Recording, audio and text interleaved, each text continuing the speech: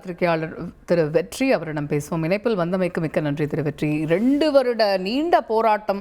இந்த நீண்ட போராட்டத்திற்கு பிறகு உங்களிடமிருந்து ஒரு தடையில்லா சான்று எதிர்பார்த்து காத்திருந்தோம். இந்த மாதிரி பல்வேறு விஷயங்களை அந்த கடிதத்தில் நடிகை நயன்தாரா குறிப்பிட்டிருக்கிறார். நடிகர் தனுஷுக்கு எதிராக ஒரு 3 செகண்ட் ஓடக்கூடிய ஒரு பாட்டுக்கு 10 கோடி நஷ்டஈடு கேட்கிறதா, இந்த மாதிரியான நிறைய விஷயங்கள் சொல்லியிருக்கிறாங்க. இது பற்றி உங்களுடைய முதற்கட்ட பார்வை என்ன?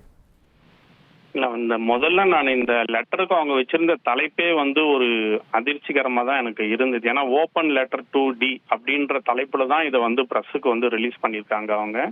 நான் கூட முதல்ல சரி வேற ஏதோ இன்னைக்கு அவங்க வருது, அவங்களோட டாக்குமெண்ட்ரிக்காக தான் அவங்க பண்றாங்க போல இருக்குன்னு நினைச்சு உள்ள போய் அவங்க அட்ரஸ் பண்றதுல இருந்து பாத்தீங்கன்னா அவங்க ஆரம்ப பேராவே பாத்தீங்கன்னா அவங்க ஒரு நெப்போட்டிசம் அப்படிங்கிற ஒரு விஷயத்தையே பிகினிங்லயே அவங்க ஸ்டார்ட் பண்ணியிருக்காங்க. அவங்க அதாவது son of Kasthuri Raja, brother of Selvaraghavan அப்படின்னு சொல்லிட்டு ஆரம்பத்திலிருந்து அந்த கடிதத்தோட இந்த முதல் பேராகிராஃப் இல்ல யாருக்கு அட்ரஸ் பண்றாங்கிறதுல இருந்தே அவங்க அந்த லெட்டரோட அந்த 3 பக்க லெட்டர்ல அவங்க முடிக்கிற வரைக்குமே பாத்தீங்கன்னா ஒரு எந்த லெவலுக்கு அவங்க வெளிப்படையா இன்னைக்கு ஒரு முன்னணி இயக்குனராகவும் தயாரிப்பாளராகவும் நடிகராகவும் இருக்கக்கூடிய தனுஷ் மீது அவங்க இப்படி ஒரு குற்றச்சாட்டை முன் வைக்கிறாங்க அப்படிங்கிறது ஆச்சரியம் அப்படிங்கறத விட ஒரு அதிர்ச்சிகரமா தான் நான் பாக்குறேன். ஏன்னா எனக்கு தெரிஞ்சு தமிழ் சினிமாவில் இந்த அளவுக்கு ஒரு முன்னணி நடிகை ஒரு தயாரிப்பாளர் கம் நடிகர் இயக்குனர் மீது இப்படி ஒரு குற்றச்சாட்டு வச்சு அவங்க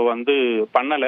ஒவ்வொரு பேராகிராஃப்லயுமே பாத்தீங்கன்னா அவங்க பயன்படுத்தி இருக்கிற வார்த்தைகள் வந்த விஷயங்கள் எல்லாமே ரொம்பவே காட்டமா இருக்கிறதா தான் நான் பாக்குறேன். அந்த அளவுக்கு இந்த லெட்டர் எழுதியிருக்காங்க. ரொம்ப ஒரு பக்கம் பாத்தீங்கன்னா உணர்வுபூர்வமா இருக்கிற மாதிரி இருக்கு. அதே சமயத்துல தனுஷுடைய இமேஜ இந்த ஒரு லெட்டர் மூலியமா எந்த அளவுக்கு ஷேக் பண்ண முடியுமோ அந்த அளவுக்கு ஷேக் பண்ணிருக்காங்கன்னு தான் நான் நினைக்கிறேன். ஏன்னா இது அவங்க மெயினா அந்த 3 வினாடிகளுக்கு நீங்க 10 கோடி கேட்டிருக்கீங்க அப்படிங்கறது மென்ஷன் பண்ணிருக்கிறது. அவங்க என்னன்னா அந்த ஒரு பாடல் அந்த நானும் ரவுடிதான் படத்துல இருந்து அந்த தங்கமே பாடலை அவங்க பயன்படுத்தி இருக்கணும். அப்படி பயன்படுத்தினாதான் இந்த ஒரு டாக்குமெண்ட்ரிக்கு ஒரு ஃபுல்ஃபில்லா இருக்கும். அந்த டாக்குமெண்ட்ரி எடுத்ததோட அர்த்தமே இருக்கு. ஏன்னா ஒரு டீசரும் அதனுடைய ட்ரெய்லர்லாம் நீங்க பாத்தீங்கன்னா அந்த Nayanthara beyond the fairy tale அந்த பாத்தீங்கன்னா ஒரு மேக்கிங்கே வேற ஒரு விஷயமா ஒரு நல்ல ஒரு ஸ்டாண்டர்ட்ல இருந்து எவ்வளவு டாக்குமெண்ட்ரிஸ் நானும் பார்த்திருக்கேன். இதனோட உருவாக்கம்ங்கிறது நல்லா இருந்தது. அந்த அளவுக்கு மெயினா இவங்க இருவரும் நயன்தாராவும் விக்னேஷிவனும் காதல் வயப்பட்டது அந்த நானும் ரவுடிதான் படத்தோட படப்பிடிப்பின் போதுதான். அந்த படத்துல அந்த ஒரு சாங் ஆகட்டும், தங்கமே உன்னைத்தான், மற்ற பாடல்கள் எல்லா பாடல்களுமே மிகப்பெரிய ஹிட்.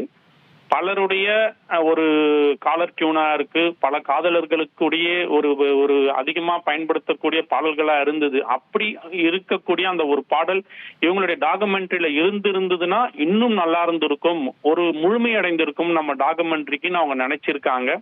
பட் அதுக்காக நாங்க 2 வருஷமா எவ்வளவு ட்ரை பண்ணியிருக்கோம், நீங்க எதுவுமே அதுக்கு பண்ணல அப்படிங்கிற அந்த ஒரு வருத்தம், கோபம், என்னென்னலாம் நம்ம அதுல சொல்லணுமோ அந்த எல்லாத்தையுமே அந்த லெட்டர்ல அவங்க மென்ஷன் பண்ணிருக்காங்க. அந்த 2 வருஷத்துல பல வழிகள்ல பல முறை இந்த விஷயத்துக்கு என்ஓசிக்கு அப்ரோச் பண்ணியும் இது வரைக்கும் கிடைக்கல அப்படிங்கிறது ஒரு விஷயமா இருக்கு. அதே மாதிரி அந்த லீகல் நோட்டீஸ் நான் வாங்கிக்கிறேன், கோர்ட்ல வேணா லா ஆஃப் கோர்ட்ல வேணா இது உங்களுக்கு சாதகமா வரலாம், காப்பிரைட்ஸ் அப்படிங்கிறது வரலாம். ஆனா கோர்ட் ஆஃப் காட்னு ஒன்று இருக்கு, மாரல் சைட் ஆஃப் த ஸ்டோரின்னு ஒன்று இருக்கு. இந்த மாதிரியான விஷயங்களையும் அவங்க குறிப்பிட்டிருக்காங்க. அது மட்டும் இல்லாம இந்த தயாரிப்பாளர் ஒரு விஷயத்தையும் குறிப்பிட்டிருக்காங்க. டஸ் a producer become an emperor controlling the lives அப்படின்னு கேட்டிருக்காங்க. ஒரு கேள்வி கேட்டிருக்காங்க. ப்ரொடியூசரா இருந்தாங்க, தயாரிப்பாளரா அந்த படத்துக்கு இருந்திருக்காங்கிறதுக்காக எல்லாத்தையும் அவங்க கண்ட்ரோல் பண்ண முடியுமா? 10 வருஷத்துக்கு மேல ஆயிருச்சு அந்த படம் அப்படிங்கிற விஷயங்களையும் குறிப்பிட்டிருக்கிறாங்க. குறிப்பா இதுல இன்னொரு விஷயம் நோட் பண்ணணும். எப்பயுமே ஒரு அறிக்கை திரு தனுஷோட இதுல இருந்து வருதுன்னா ஓம் நம சிவாயங்கிற ஒரு இதோட வரும். அதே இவங்களும் ஃபைனலா குறிப்பிட்டிருக்கிற ஒரு விஷயத்தையும் இதுல பார்க்க முடிகிறது இந்த அறிக்கை, இந்த கடிதத்திலையும். ஆமா, அதுதான் நான் ஆரம்பத்திலேயே சொன்னேன்ல, அவங்க யாருக்கு அட்ரஸ் பண்ணோம் அப்படிங்கறதுலயே அவங்க son of Kasthuri Raja, brother of Selvaraghavan போட்டுட்டு தனுஷ் அதிகமா பயன்படுத்தக்கூடிய அதே ஓம் நம சிவாயாங்கிறத போட்டு கடவுள் இருக்காரு, கடவுளிடம் பிரார்த்தனை பண்ணிக்கிறேன்னு தான் அவங்க வந்து லெட்டரை முடிச்சிருக்காங்க. இதுல என்னன்னா அவங்களுக்கு வந்து அந்த நானும் ரவுடி தான் படம் அப்படிங்கிறது வந்து ஒரு முக்கியமான படம். அது வந்து நயன்தாரா அவங்க நடிச்ச படங்கள்லயும் சரி, விக்னேஷ் சிவனுக்கு ஒரு மிகப்பெரிய பெயரை வாங்க கொடுத்ததுலயும் அந்த படம் வந்து 2 பேருக்குமே ஒரு முக்கியமான படம் அது. அதாவது அவங்களுடைய திரையுலக வாழ்க்கையிலையும் எடுத்துக்கலாம், அவங்களுடைய தனிப்பட்ட வாழ்க்கையிலையும் எடுத்துக்கலாம். அந்த படத்தோட படப்பிடிப்பு முடிஞ்சு அந்த படம் ரிலீஸ் டைம்லயே தயாரிப்பாளர் தனுஷ் அவர்களுக்கும் இயக்குனர் விக்னேஷன் அவர்களுக்கும் இடையே பெரிய மனக்கசப்பு ஏற்பட்டு அவங்க 2 பேருமே அந்த படம் சம்பந்தமா அதுக்கப்புறமா இணைந்து எந்த பேட்டியோ எதுவுமே அவங்க கொடுக்கல. அந்த படம் ஒரு மிகப்பெரிய வெற்றி படமா அமைஞ்சது. அது வந்து தமிழ் சினிமாவில் அந்த ஆண்டின் ஒரு முக்கியமான வெற்றி படமாகவும் அமைஞ்சது. அந்த ஒரு படத்தினால ஏற்பட்ட அதுக்கப்புறமா தனிப்பட்டு நாங்க எந்த அளவுக்கு பாதிக்கப்பட்டிருக்கோம், நீங்க எந்த அளவுக்கு அத உங்க மனசுக்குள்ள நீங்க ஏத்திட்டு இருக்கீங்க அப்படிங்கறத வந்து 2016 அவங்க வந்து ஒரு திரைப்பட விழாவுல வந்து தனுஷ் பேசியிருக்கிறத முதல் கொண்டு அவங்க கோட் பண்ணிருக்காங்க இந்த லெட்டர்ல. சோ நீங்க இத மாதிரிதான் இருந்திருக்கீங்கிறது ஒரு பேராகிராஃப் பாத்தீங்கன்னா அவங்க வந்து ஒரு தனிப்பட்ட தாக்குதலா தனுஷ் மேல அவங்க வச்சிருக்கிறதா தான் இருக்கு. நீங்க லீகலி பார்க்கும்போது அவங்க அந்த 3 வினாடி அப்படிங்கறது வந்து அது லீகலா நீங்க எப்படி வேணாலும் வரலாம். அதுக்கு ஆடியோ ரைட்ஸ் யார்கிட்ட இருக்கு, அதனுடைய பயன்படுத்தக்கூடிய வீடியோ ரைட்ஸ் யார்கிட்ட இருக்கு அப்படிங்கறதெல்லாம் அடுத்த விஷயம். அது கோர்ட்டுக்கு போனா அதெல்லாம் தான் தனித்தனி வரும். ஒரு தயாரிப்பாளர் தான் கூட இது மாதிரி எல்லாம் பாத்தீங்கன்னா, இப்ப நானும் ஒரு சேட்டலைட் சேனல்கள்ல ஒரு 15 வருஷம் நானும் வேலை பார்த்திருக்கேன். அப்பெல்லாம் என்னன்னா இதை மாதிரி பண்ணும்போது நாங்க என்ன பண்ணுவோம், சம்பந்தப்பட்ட தயாரிப்பாளரோ அணுகுனா அவங்களே என்ஓசி கொடுத்துருவாங்க. இப்ப இதுலயே அவங்க மென்ஷன் பண்ணிருக்காங்க பாருங்க. ஏன்னா நீங்க அந்த ட்ரெய்லர் இந்த நயன்தாரா அவங்களுடைய டாக்குமெண்ட்ரியே பாத்தீங்கன்னா மற்ற படங்கள் எல்லாமே மூக்குத்தி அம்மன்ல இருந்து அவங்க பண்ண ஜவான் படம் முதல் கொண்டு பாத்தீங்கன்னா அதுல வந்து காட்சிகள் வந்துகிட்டு இருக்கு. இந்த ஒரு காட்சி மட்டும் வரல. நீங்க ஏன் கொடுக்கல அப்படிங்கிறது இவங்க 2 பேருக்கும் இப்படி ஒரு கடிதத்தை நயன்தாரா வெளியிடக்கூடிய அளவிற்கு அப்படி என்ன ஒரு மோதல் அவங்களுக்குள்ள இருந்தது அப்படிங்கிற கேள்வி இப்போ வந்து வரும். திரைத்துறையிலையும் வரும், ரசிகர்கள் மத்தியிலையும் வரும். பாத்தீங்கன்னா இது வெவ்வேறு விதமான சர்ச்சைகளையும் இது கொண்டு போகும். இல்ல இதான் இப்ப நீங்க சொன்ன ஒரு விஷயம் தான். 2 வருஷமா பல வழிகள்ல இவங்க வந்து கேட்டிருக்கிறாங்க, பல கோரிக்கைகளை வச்சிருக்கிறாங்க, என்ஓசி வேணும்னு சொல்லி. இப்ப ஃபைனலா அந்த லீகல் நோட்டீஸ் வரைக்கும் வந்ததுக்கு அப்புறம் ஒரு ஃப்ரஸ்ட்ரேஷனுடைய ஒரு வெளிப்பாடா தான் இந்த கடிதத்தை நம்ம பாக்குறோம். அப்படின்றதாலுமே அப்படி இருவருக்கும் என்ன ஒரு பிரச்சனை இருந்திருக்குங்கிற கேள்வி பிரதானமா இப்ப நிக்குது இல்லையா? இல்ல அதுதான் அது வந்து சம்பந்தப்பட்ட அவங்க இருவரும் தான் அதை வெளிப்படுத்தணும். இப்போ நயன்தாரா இந்த நானும் ரவுடி தான் படத்தோட வெற்றி நீங்க எந்த அளவுக்கு அதை எடுத்துக்கிட்டீங்க, தயாரிப்பாளரா நீங்க அதை பெருந்தன்மையை எடுத்துக்கிட்டு இருக்கணும் அப்படிங்கிற மாதிரி தான் அவங்க வந்து அதுல சொல்லியிருக்காங்க. அதுல அது ஒரு பேராவிலே மென்ஷன் பண்ணிருக்காங்க பாருங்க. தயாரிப்பாளராக பெரும் வெற்றியை கொடுத்த ரசிகர்களால் இன்றளவும் கொண்டாடப்படும் ஒரு திரைப்படத்திற்கு எதிரான உங்களது கொடும் சொற்களை என்னால் ஒருபோதும் மறக்கவே முடியாதுன்னு மென்ஷன் பண்ணிருக்காங்க. அந்த கொடும் சொற்கள் அப்படிங்கறது இருக்கு இல்லையா, அது என்ன அப்படிங்கறது வந்து அது வந்து வெளிப்படையா நாம வந்து வெளியில அந்த அளவுக்கு தெரியல. அந்த ஃபங்க்ஷன்ல இப்போ 2016 அந்த பிலிம்ஃபேர் ஃபங்க்ஷன் மென்ஷன் பண்ணிருக்காங்க. இப்ப அந்த வீடியோவை தான் எல்லாருமே கூகுள் பண்ண ஆரம்பிச்சிருப்பாங்க. இப்ப நானும் அதை தேடுறதுக்கு போனேன், அதுக்குள்ள நீங்க கால் பண்ணவே நான் பேசிட்டேன். அது மட்டும் இல்லாம எண்டுல ஒரு ஜெர்மன் வேர்டு வேற கொடுத்துருக்காங்க. இப்ப அதையும் இப்ப எல்லாருமே தேடிக்கிட்டு இருப்பாங்க.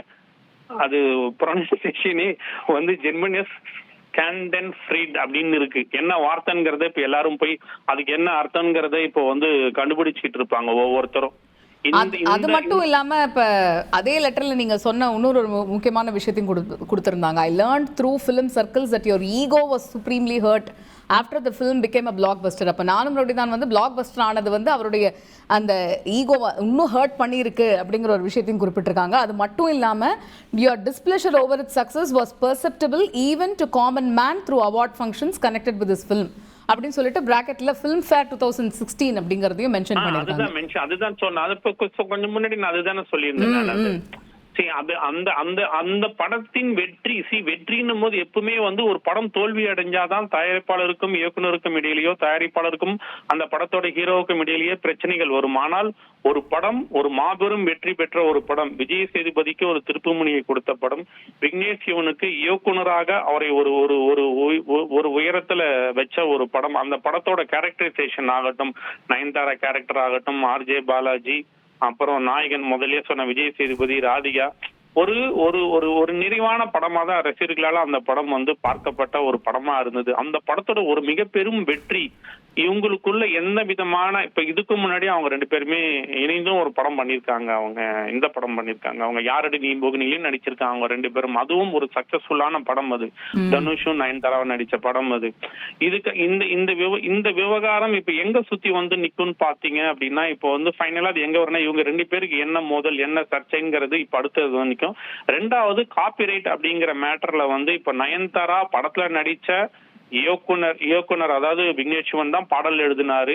அவராலேயே அவருடைய உருவாக்கம், அவருடைய கற்பனையில் வந்த விஷயங்களை அவராலேயே பயன்படுத்த முடியல அப்படிங்கிற ஒரு விவகாரம் வந்து இப்போ வந்து இந்த காப்பிரைட் மேட்டர் அப்படிங்கிறது இன்னைய யூடியூப் காலகட்டத்துல இந்த காப்பிரைட் மேட்டர்ங்கிறது எவ்வளவு பெரிய லெவலுக்கு போயிருக்குங்கிறது எல்லாருக்குமே தெரியும். இப்போ ஒரு இளையராஜா அவர்கள் வந்து அவருடைய பாடல்களுக்கு அவர் காப்பிரைட் பத்தி பேசும்போது அவர் மீது அவ்வளவு விமர்சனங்கள் வச்சாங்க. ஆனா இதே மற்ற இசையமைப்பாளர்கள் இது மாதிரி வந்து காப்பிரைட் பத்தி அவங்க பேசும்போது அதை வந்து நியாயப்படுத்தி எல்லாருமே பேசினாங்க. இவர் மேல ஒரு குற்றம் சுமத்திட்டு இருந்தாங்க. ஆனால் இன்னைக்கு இப்ப பாருங்க, ஒரு 3 வினாடி, இவங்க குறிப்பிட்ட அந்த 3 வினாடிக்கு ஒரு காப்பிரைட்டுக்காக ஒரு லீகல் நோட்டீஸ் போட்டிருக்காங்க. அதுக்கு வந்து 10 கோடி ரூபாய் காம்பன்சேஷன் கேட்டிருக்காங்க. அப்படின்னும் போது இப்ப இந்த காப்பிரைட் விவகாரம் ஏற்கனவே இங்க தமிழ் சினிமாவில் இருக்கிற இந்த காப்பிரைட் இஷ்யூ அடுத்த கட்டத்தை நோக்கி டிராவல் ஆகும். இது இப்போ இனிமேல் இந்த காப்பிரைட் அப்படிங்கிறது புகைப்படம் முதல் கொண்டு மென்ஷன் பண்ணிருக்காங்க. இப்ப நானும் ரவுடிதான் மேக்கிங்ல இப்ப பாத்தீங்கன்னா விக்னேஸ்வரும் நயன்தாராவும் மேக்கிங் ஸ்டில்ஸ் இருந்திருக்கும். அந்த மேக்கிங் ஸ்டில்ஸ் வந்து இயக்குனர்கிட்டே இருந்திருக்குமான்னு தெரியாது. அதெல்லாம் வந்து அந்த தயாரிப்பாளர் அலுவலகத்துல அவங்க ஆல்பம் பண்ணி வச்சிருப்பாங்க. விக்னேஷ் சிவன் அவ்வளவா ஒரு சேகரிச்சு வச்சிருந்திருக்க வாய்ப்பு இல்லை. இருந்தாலும் அது அவரே கிட்ட இருந்து அவர் பயன்படுத்தணும்னா கூட இன்னைய காலகட்டத்துல புகைப்படங்களுக்கு கூட அனுமதி வேணும். ஏன்னா இது வந்து வியாபார ரீதியா தான் போய் எப்படி இந்த டாக்குமெண்ட்ரி வந்து அவங்க ஒரு நல்ல தொகைக்கு தான் கொடுத்திருப்பாங்க அப்படிங்கிறது இருக்கும். ஆனால் இதுல ஒரு ஃப்ரெண்ட்லியா தான், ஒரு நட்பு ரீதியில இவங்க கொடுத்திருந்தாங்க அப்படின்னா எல்லாரும் கொடுத்தாங்க, நீங்க ஏன் கொடுக்கல அப்படிங்கிற கேள்விதான் முன்வைக்கிறாங்க அவங்க. நன்றி திரு வெற்றி. இணைப்பில் வந்து பல்வேறு பார்வைகளை இந்த விவகாரத்தில் எங்களோடு பகிர்ந்து கொண்டமைக்கு மிக்க நன்றி. நடிகர் தனுஷ் மீது நடிகை நயன்தாரா பரபரப்பு குற்றச்சாட்டை முன்வைத்திருக்கிறார். இது தொடர்பாக கடிதம் ஒன்றையும் அவர் வெளியிட்டிருக்கக்கூடிய அந்த நிகழ்வு என்பது சினிமா வட்டாரத்தில் அடுத்தடுத்த பரபரப்பை பற்ற வைத்திருக்கிறது என்றே சொல்லலாம். இனி இந்த விவகாரம் அடுத்த கட்டமாக எப்படி நகர்கிறது என்பதை பொறுத்திருந்துதான் பார்க்க வேண்டும்.